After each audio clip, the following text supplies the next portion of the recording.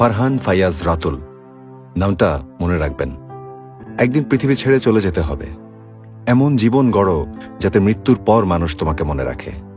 নিজের ফেসবুক বায়োতে লেখা এই কাজটা ঠিকই করতে পেরেছে ফারহান ফায়াজ। ঢাকা রেসিডেন্সিয়াল মডেল কলেজের ইন্টার ফার্স্ট ইয়ারের স্টুডেন্ট ফারহান ছোট থেকেই প্রচণ্ড বুদ্ধিমান। কলেজে থাকতেই বিশ্ববিদ্যালয়ের বই পড়ে। টেবিল জুড়ে সাজানো আছে ফিজিক্সের বিভিন্ন লেখকদের বই। বড় হয়ে পদার্থবিদ হতে চায়।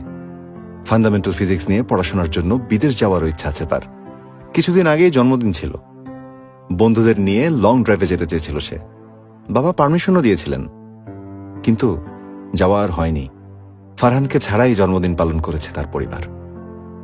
জুলাই মাস, দলে দলে সবাই আন্দোলনে যোগ দিচ্ছে। ফারহান আর তার বন্ধু ওয়াসিমও যোগ দেয়। এমনকি ফারহান তার বোনকেও বলে আন্দোলনে যেতে।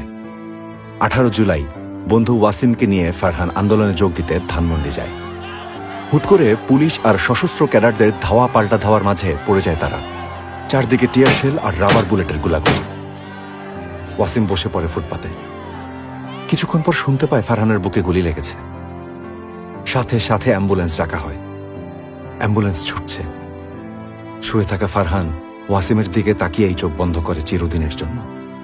ফারহান মারা যাওয়ার পর আন্দোলনে যুক্ত হয় নতুন মাত্রা। কোটা আন্দোলন রূপ নেয় বৈষম্য বিরোধী ছাত্র আন্দোলনে।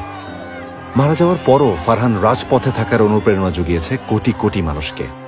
ফারহানদের আত্মত্যাগেই স্বৈরাচার মুক্ত হয়েছে দেশ।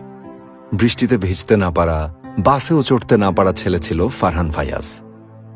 আর আজ সে আমাদের সবার সাহসের কারণ।